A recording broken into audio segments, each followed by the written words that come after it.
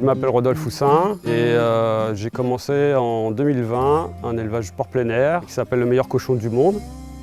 Moi, c'est M. Morel Etienne. Il y a 7 ans qu'on est installé sur Verjon. Aujourd'hui, on est très regardé par les gens au niveau bien-être animal et toutes les conditionnalités. Donc la filière comté, elle est bien sur ces pratiques-là, beaucoup de pâturage, du foin, etc. Donc déjà, on a une bonne image de marque et à nous de continuer.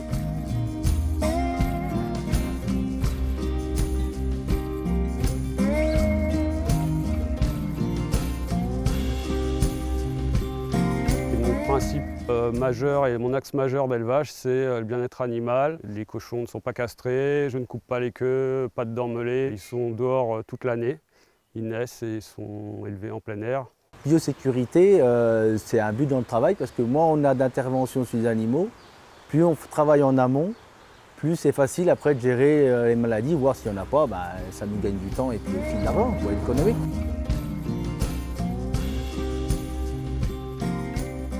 On a très peu de contact avec le voisinage, ça limite énormément les contaminations entre bovins. Si j'intègre un nouveau cochon, j'ai une zone de quarantaine, donc qui est un parc clos qui n'est pas forcément très grand, mais il n'est pas en contact avec les autres animaux, il va être isolé quelques jours en attendant de rejoindre les autres si tout va bien.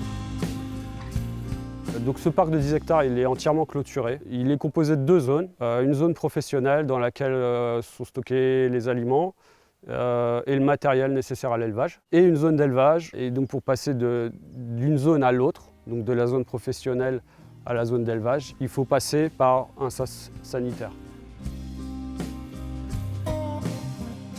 Quand les intervenants extérieurs passent, les vétérinaires ils ont une tendance, ils mettent de plus en plus souvent les surbottes. Donc c'est très bien pour éviter les contaminations. Et l'inséminateur, il nettoie ses bottes quoi qu'il arrive en repartant. Ils ont bien appliqué les consignes qu'on leur a données. Et ça limite, je pense, beaucoup la contamination inter-élevage. Le camion et le chauffeur, ils ne rentrent pas déjà dans la zone professionnelle. Juste l'aliment. Et donc l'aliment pour rentrer ensuite, quand je vais le donner, pour rentrer dans la zone d'élevage. Et pour le passer d'une zone à l'autre, j'ai une brouette dans la zone professionnelle et une brouette dans la zone d'élevage.